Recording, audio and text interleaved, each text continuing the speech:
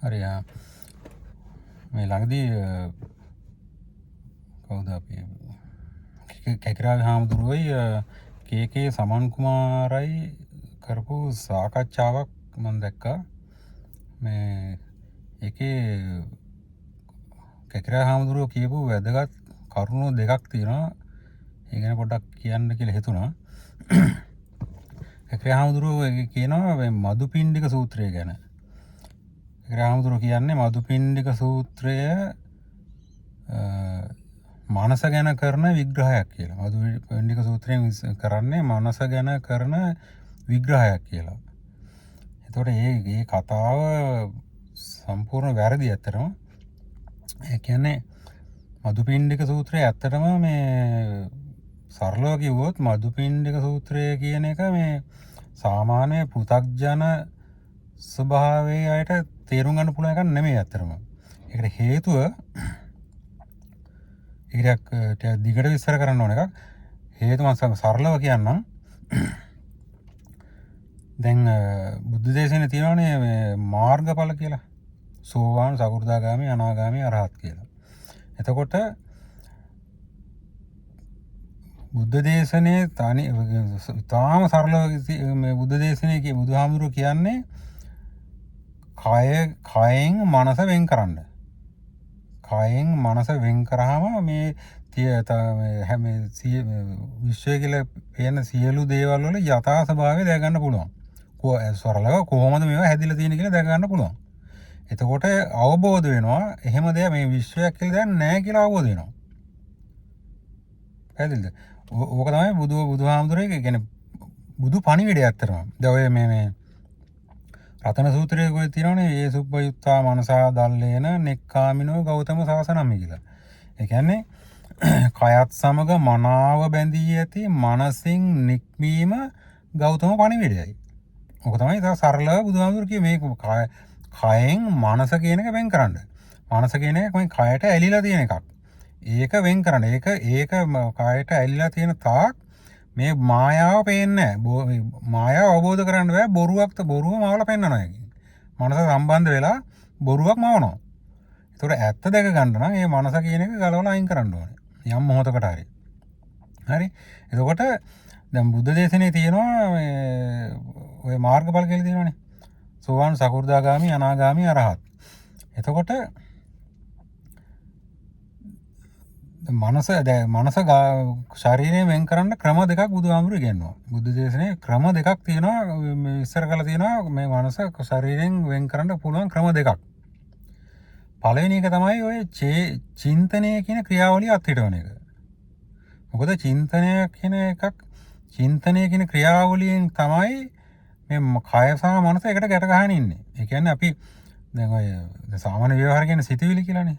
ඇත්තටම සිතුවිලි සහ චින්තන කියන්නේ වර්ග දෙකක්. එකක් නෙමෙයි. මම කියන හේතුව ඒයි කියලා. එතකොට චින්තනයක් හැදෙන වාරයක් පාසා කය සහ මනස එකට බැඳෙනවා. අන්න ඒක නිසා තමයි චින්තනය කියන ක්‍රියාවලිය අත්හිටවලා මනස වෙන් කරන්න ඕන කියලා කිව්වේ. ඒ කියන්නේ මනස වෙන් කරන්න එක ක්‍රමයක් තමයි චින්තනය කියන. ඒ කියන්නේ මනස සහ කය එකට බැඳගෙන තියන්න උදව් වෙන චින්තනය කියන ක්‍රියාවලිය අත්හිටවන්න. පළවෙනි ක්‍රමය. දෙවෙනි ක්‍රමය තමයි මේ ධම්මශ්‍රවණය කියන එක. දැන් සිදුවත් කුමාරයා කය සහ මනස වෙන් කරේ ওই චින්තනය කියන ක්‍රියාවලිය අත්හිටවලා. ඊළඟට නිවන් දැකපු එක්කෙනානේ කොණ්ඩඤ්ඤ කියන්නේ. ඒතර කොණ්ඩඤ්ඤ නිවන් දැක්කේ ධම්මශ්‍රවණයෙන්. ඒ කියන්නේ ක්‍රම දෙක නොතනින් පටන් ගන්නම කියන්නේ මුලටම ගියාම හම්බ වෙන ක්‍රම දෙකම. ඒ කියන්නේ සිදුවත් කුමාරයා නිවන් දැකපු විදිහට නෙමෙයි කොණ්ඩඤ්ඤ නිවන් දැක්කේ. ක්‍රම දෙකක්. එතකොට කොණ්ඩඤ්ඤ නිවන් දැකේ ධම්මශ්‍රවණය කියන ක්‍රමයෙන්. හරි. එතකොට ඔය මදුපිණ්ඩික සූත්‍රයට අදාළ වෙන්නේ දැන් අපි චින්තනය කියන ක්‍රියාවලිය අත්හිටවන කලින් චින්තනය කියන ක්‍රියාවලියේ තියෙන ප්‍රධාන කොටස් පහක්. රූප, වේදී, සංඥා, සංඛ්‍යා, විඥාන කියන කොටස් පහ. ඒක චින්තනයක් කියන එක සම්පූර්ණ වෙන්නේ ඔන්න කොටස් පහ සම්පූර්ණ වුණාට පස්සේ තමයි චින්තනයක් කියන එක හැදෙන්නේ. පැහැදිලිද? එතකොට මුලින්ම කවුරු හරි මේ චින්තනය කියන ක්‍රියාවලිය අත්හිටවන්න උත්සාහ කරනකොට එයා ඒක ක්‍රමය සාර්ථක වුණොත් එයා ඔය සෝවාන් කියන මාර්ගය තැනට එනවා. එතකොට සිද්ධ වෙන්නේ ඇත්තටම චින්තන කියන ක්‍රියාවලියේ එක කොටසක් ගැලවිලා ඉවත් වෙනවා. ඒ කියන්නේ මුලින් තිබ්බේ කොටස් 5 නම් එක කොටසක් ගැලවිලා ඉවත් වෙනවා. පැහැදිලිද? ඒක මුලින්ම කිව්වා චින්තන හැදෙන ක්‍රියාවලිය කොටස් 5යි රූප, වේදී, සංඥා, සංඛ්‍යා, විඥාන කියලා. එතකොට සෝවාන් වෙන වෙලාවේදී සංඥා කියන කොටස ගැලවිලා ඉවත් වෙනවා. ඊට පස්සේ ආපහු මේ අනිත් අය එක ගනුදෙනු කරන්නේ හෝ යමක් දැනගන්නේ අර කොටස් 5න් නෙමෙයි කොටස් 4කින්. සංඥා කියන කොටස නැතුව ඉතුරු 4න් තමයි ඊළඟ ගනුදෙනුව කරගන්නේ. දැන් ඇත්තටම මදුපිණ්ඩික සූත්‍රය විස්තර කරන්නේ ඔන්න ඔය තැන ඉඳන් ඉස්සරහට. එතකොට ඇත්තටම මදුපිණ්ඩික සූත්‍රයේ මොනවද කියන්නේ කියලා සෝවාන් වෙච්ච කෙනෙකුට ඇරෙන්න අනිතට තේරෙන්නේ නැහැ. අර වචන දාලා වෙන වෙනවට ගලපලා වෙන වෙන කතන්දරයක් හදා ගන්න පුළුවන්. නමුත් ඇත්ත කතන්දරේ තේරෙන්නේ නැහැ. මොකක්ද ඒකෙන් කියන්නේ කියලා. ඇත්තටම මදුපිණ්ඩික සූත්‍රය විස්තර කරන්නේ ඔය සංඥා මදුපිණ්ඩික සූත්‍රයේම තියෙන සංඥා නිරෝධයක් ගැන කතාවක්. එතකොට මේ සංඥා නිරෝධයෙන් පස්සේ චින්තනයක් හදන්නේ. එතකොට මේක හරි යමක් දැනගන්නේ සාමාන්‍ය අනිත් එක ගනුදෙනු කරන්නේ අදහස් වමර කරගන්නේ ඒ අර කොටස නැතුව වෙනත් ක්‍රම එක ඊට වඩා දියුණු ක්‍රමයක්. ඊට වඩා වේගවත් දියුණු ක්‍රමයක් ඇතුලෙන් මතුවෙනවා. ඒ ක්‍රමයෙන් තමයි ඊළඟට ගනුදෙනු කරන්නේ. දැන් එතකොට ඊළඟට ඕකෙම ඊළඟ පියවර සෝවාන් සකු르දාගාම කියනකොට තව කොටසක් අවිත් වෙනවා. අනාගාමී වෙනකොට තවත් කොටසක් ඉවත් වෙනවා. අරහත් වෙනකොට චින්තනය හැදෙන ක්‍රියාවලිය කොටස් 5ම ඉවත් වෙනවා. අන්න එයා තමයි චේතෝ විමුක්තියටපත් වුණා කියලා කියන්නේ. දැන් බුදුහාමුදුරුගේ බුදුදහමේ තියෙනවානේ චේතෝ විමුක්තිය කියන කතාවක්. ඇත්තටම චේතෝ විමුක්තියටපත් වුණා කියන්නේ ඒ කොටස් 5ම. ඒ කියන්නේ චින්තනය හැදෙන ක්‍රියාවලිය කොටස් 5ම ඉවත් කරපු කෙනා. එතකොට ඒගොල්ලෝ ගනුදෙනු කරන්නේ කොහොමද අනිත් අය එක්ක? අන්න ඒ කියන්නේ කොට හැමතිස්සෙම එක කොටසක් ගැලවිලා ඉවත් වෙනකොට වෙන දියුණු ක්‍රමයක් ඇතුලෙන් මතුවෙනවා. වෙන ඥානයක් මතුවෙනවා. ඒකෙන් පුළුවන් ගනුදෙනු කරන්න අනිත් අය එක්ක. ඒකෙන් පුළුවන් යමක් දැනගන්න වෙනත් ක්‍රමයකට. මේ සාමාන්‍ය චින්තනය හදන ක්‍රමයකට නෙමෙයි වෙනත් ක්‍රමයකට දැනගන්න පුළුවන්. ඒක එතනට ගිහිල්ලා බලන්න ඕනේ. හරි. එතකොට මට කියන්න ඕනේ මදුපිණ්ඩික සූත්‍රය විස්තර කරන්න ඕන ඔය ටික. ඒ කියන්නේ පළවෙනි සෝවාන් වුණාට පස්සේ එක කොටසක් ඉවත් වුණා. ඊට පස්සේ මොකද වෙන්නේ? ඊට පස්සේ කොහොමද මේ යමක් දැනගන්නේ ඒ අය? අන්න ඒ වගේ විස්තරයක් තමයි. ඒ කියන්නේ අරහත් දක්වාම තියෙන විස්තරය තමයි මදුපිණ්ඩික සූත්‍රය විස්තර කරන්නේ. එහෙම නැතුව මේ මානස ගැන කරන විග්‍රහයක් නෙමෙයි. කෙගිර හාමුදුරු කිව්වා වැරදි. මානස ගැන කරන විග්‍රහයක් නෙමෙයි. ඒ ප්‍රධාන වැදගත්ම දේ තමයි මදුපිණ්ඩික සූත්‍රයේ තේරෙන්නේ නැහැ සෝවාන් වෙච්ච කෙනෙකුට අර. ඒ කියන්නේ ඒක පුදක්ජන ස්වභාවයට තේරුම් ගන්න පුළුවන් සූත්‍රයක් නෙමෙයි. පැහැදිලිද? ඊළඟට කෙගිර හාමුදුරු කිව්ව තව එකක් තමයි මේ වැඩසටහනක මෙහෙවපු එක්කෙනාට නම් මතක නැහැ. නම් මතක නැහැ. එයාට කෙලින්ම කිව්වා එයා ප්‍රශ්නකට කෙගිර හාමුදුරු කෙලින්ම කිව්වා මේ භාවනාව කියන්නේ හිතන්න පුරුදු කරන ක්‍රමයක්.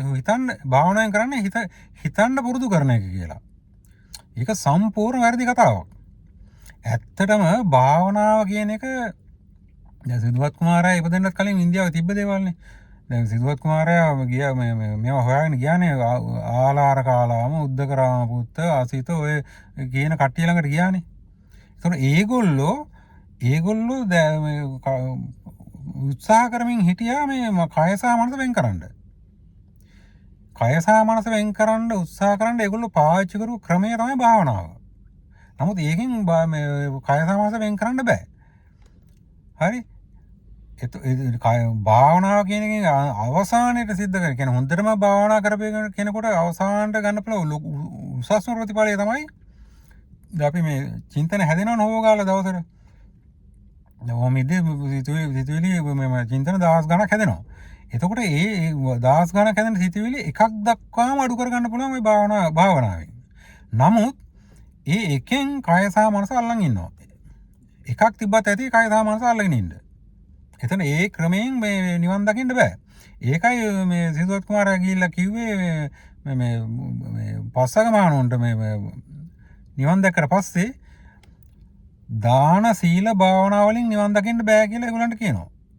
ධම්සක් පැවතුම් සූත්‍රයේ 12 තැනක කියනවා ඔක. එතකොට අර කලින් අය දැනගෙන හිටියේ දාන සීල භාවනාවනේ. එතකොට පැහැදිලිව භාවනා කියන ක්‍රමයෙන් මේක කරන්න බෑ කියලා බුදුහාමුදුරු 12 තැනක කියනවා. ඊළාට සිද්ධාර්ථ කුමාරයාත් මේක අවුරුදු 6ක් තිස්සේ බොහොම දරුණු විදිහට මේක අත්හදා බලලා නිෂ්ඵලයි කියලා ප්‍රත්‍යක්ෂ කරන අතහැරපු ක්‍රමයක් තමයි භාවනාව කියන්නේ. කියන්නේ භාවනා කරලා මේක කරන්න බෑ. පස්සක් මහණුරු කියන්නේ ඒකයි මේක දාන සීල භාවනා වලින් නිවන් මේ වැඩේ කරගන්න බෑ කියලා පැහැදිලිවම කියනවා. 12 තැනක කියනවා ධම්සක් පැවතුම් සූත්‍රයේ. එතකොට දැන් කැකිරාමුදුර එතන කියපු කතාව වැරදි.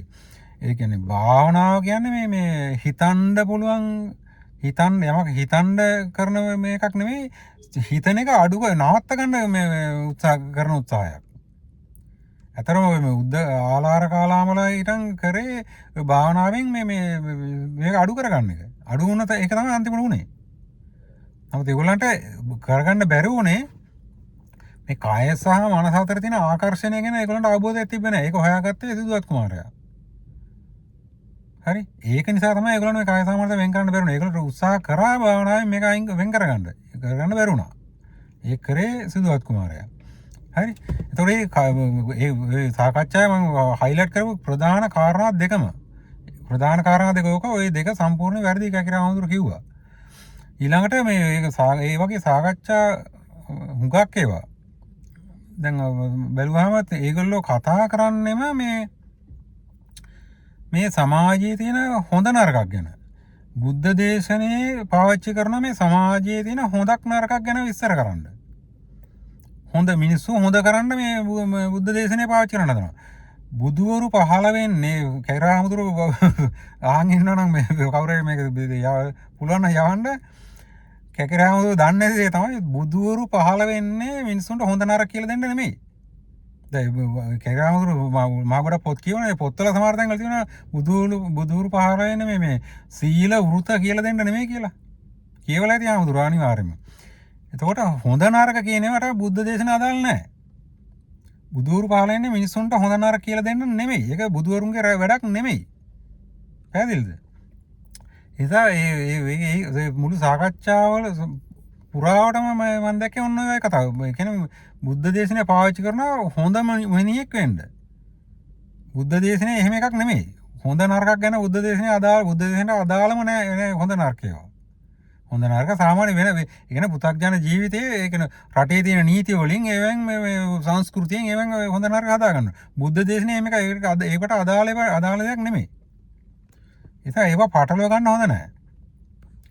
පැහැදිලිද? හරිනේ.